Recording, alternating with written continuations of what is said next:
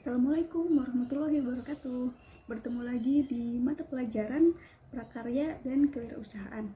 Kali ini kita akan membahas perencanaan usaha. Segala sesuatu harus dibuat rencananya dulu. Agar apa? Agar yang kita lakukan optimal dan kita bisa mengurangi resiko kegagalannya. Nah, kali ini dalam perencanaan usaha ada beberapa hal yang harus kita persiapkan. Pertama adalah ide usaha. Ide adalah rancangan yang tersusun dalam pikiran atau gagasan. Ide usaha berarti sesuatu yang terpikirkan untuk dibuat usaha. Seorang wirausaha dituntut untuk kreatif dan inovatif. Maka, ide usaha yang dihasilkan haruslah sesuatu yang menarik, sesuatu yang baru, sesuatu yang belum pernah ada, sehingga menarik minat masyarakat. Yang kedua adalah peluang usaha.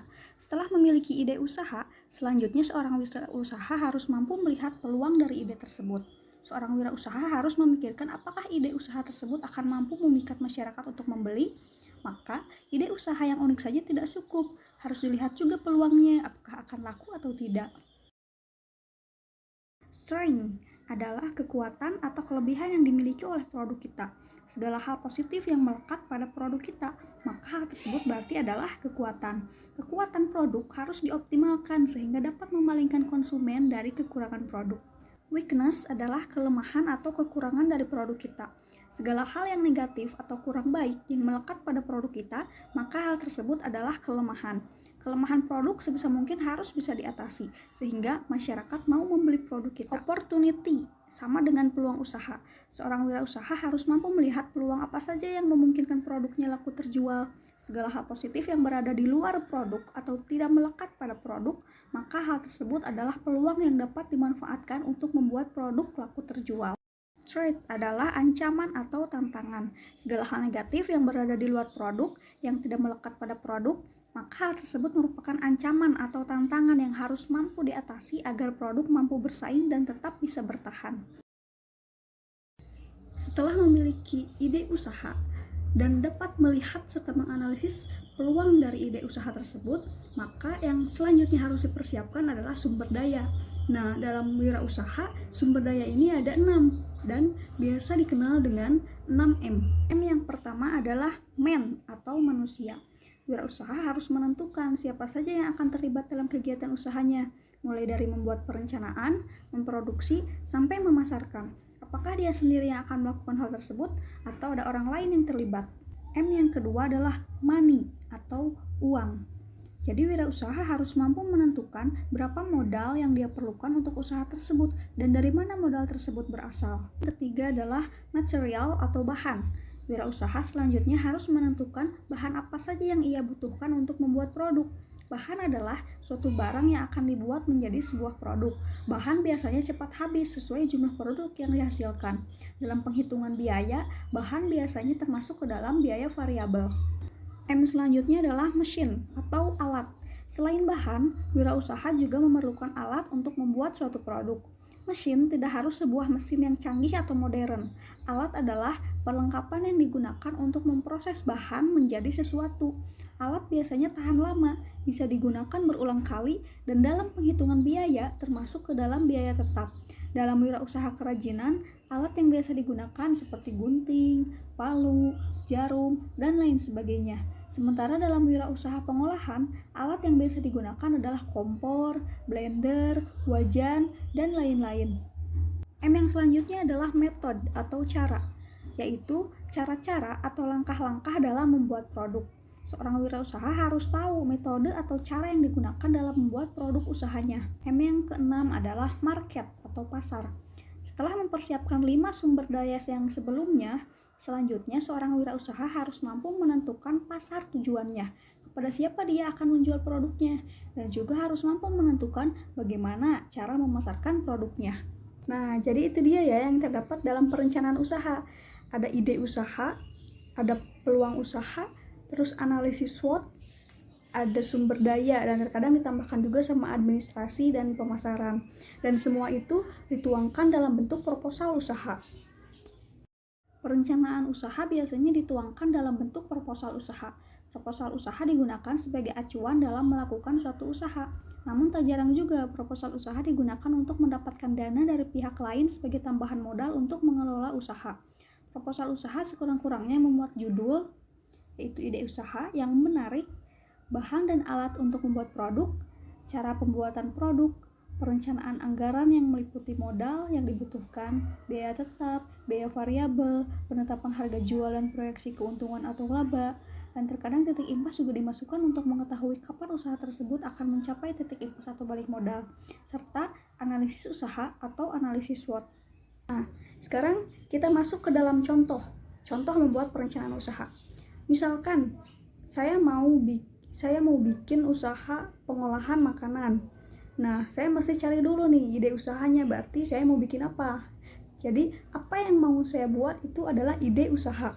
Nah, seperti dijelaskan sebelumnya, ide usaha itu haruslah sesuatu yang unik, sesuatu yang menarik, sesuatu yang baru. Agar apa? Agar menarik minat masyarakat untuk mau membeli. Karena kan masyarakat biasanya suka yang aneh-aneh ya, suka yang unik, suka yang baru. Nah, misalkan ide usaha saya adalah mau bikin awug rasa stroberi. Tahu kan, awug itu makanan khas, makanan daerah atau makanan tradisional. Rasa stroberi, belum ada kan awug rasa stroberi. Nah, berarti itu adalah ide usahanya. Nah, sekarang peluang usahanya, kira-kira ini bakalan laku nggak ya? Kita coba analisis peluang usahanya. Saya pikir peluang usaha untuk awug rasa stroberi ini akan laku. Karena apa? Pertama, belum ada, dan kedua, rasanya unik. Dan rasa stroberi kan banyak juga ya yang suka, banyak peminatnya. Itu peluang usahanya. Nah, sekarang kita masuk ke analisis peluang usahanya. Analisis SWOT. Yang pertama, strength atau kekuatan awugnya nanti apa ya? Rasanya unik, berbeda dari yang lain. Itu kan rasa itu kan melekat tuh sama produk, berarti itu termasuk kelebihan atau kekuatan dari produk, yang artinya termasuk ke dalam strength.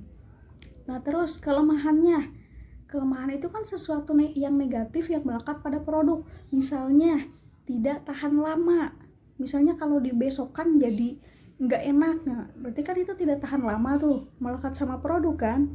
Nah, berarti itu termasuk kekurangan atau kelemahan atau weakness.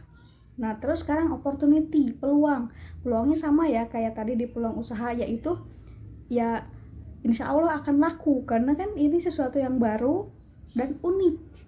Dan rasa stroberi itu banyak yang suka dan digemari juga sama anak-anak masa kini gitu ya, milenial.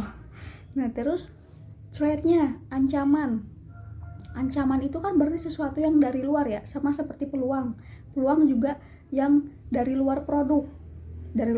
Misalnya tadi rasa stroberi banyak peminatnya. Nah, itu kan peminat itu dari luar produk, berarti itu opportunity.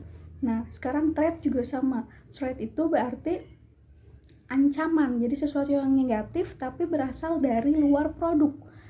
Misalnya mudah dibuat, mudah ditiru. Nah, mudah ditiru kan itu tidak melekat pada produk, berarti itu termasuk ke dalam threat atau ancaman. Nah, selanjutnya setelah kita analisis SWOT-nya, kita tentukan sumber dayanya. Pertama, manusia.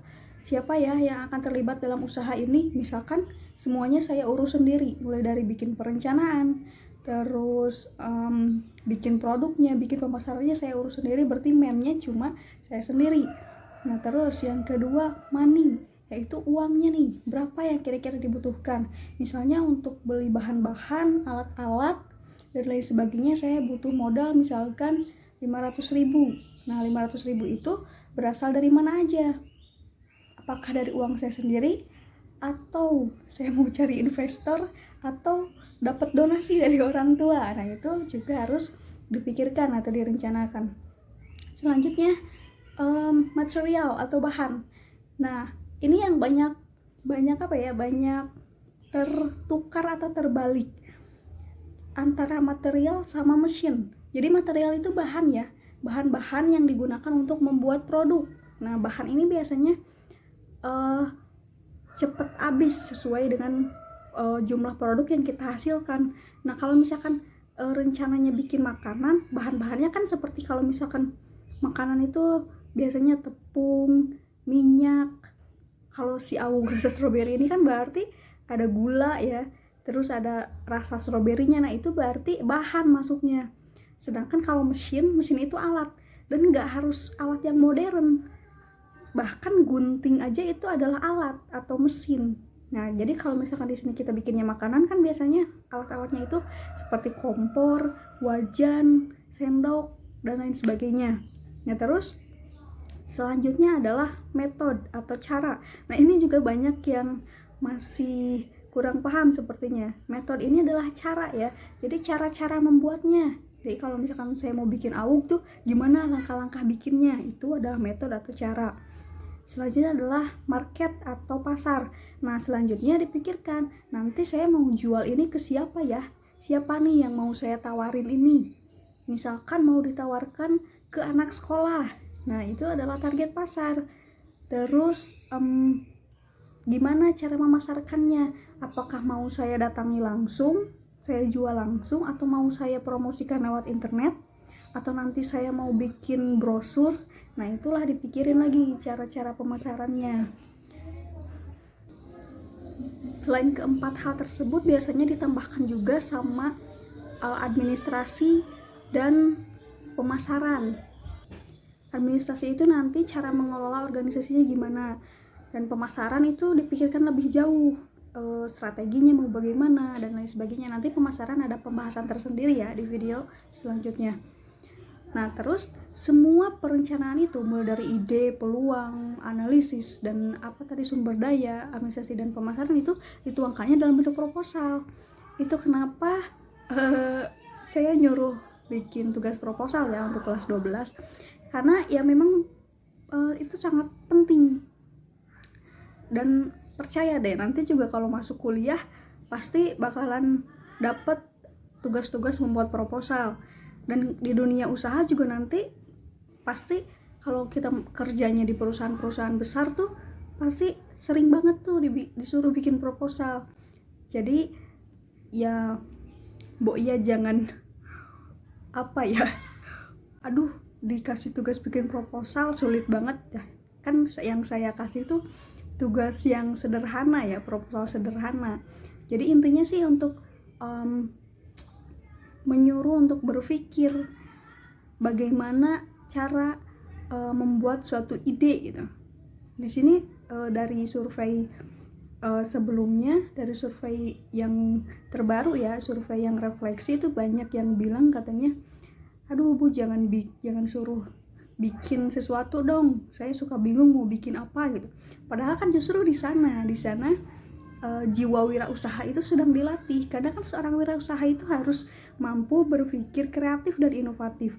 Makanya ketika bikin proposal itu kan berarti dilatih pikiran kreatifnya, mau bikin apa. Itu sih sebenarnya. Jadi itu ya tentang perencanaan usaha. Kalau ada pertanyaan silakan jangan ragu untuk diajukan ya, boleh di grup, boleh di chat pribadi, tapi bagusnya di grup sih biar kita bisa bahas sama-sama, biar kita bisa diskusi sama-sama. Tidak usah malu-malu dan tidak usah ragu, karena ini juga sebagai latihan ya, latihan komunikasi. Oke, itu saja untuk video kali ini tentang perencanaan usaha. Terima kasih. Wassalamualaikum warahmatullahi wabarakatuh.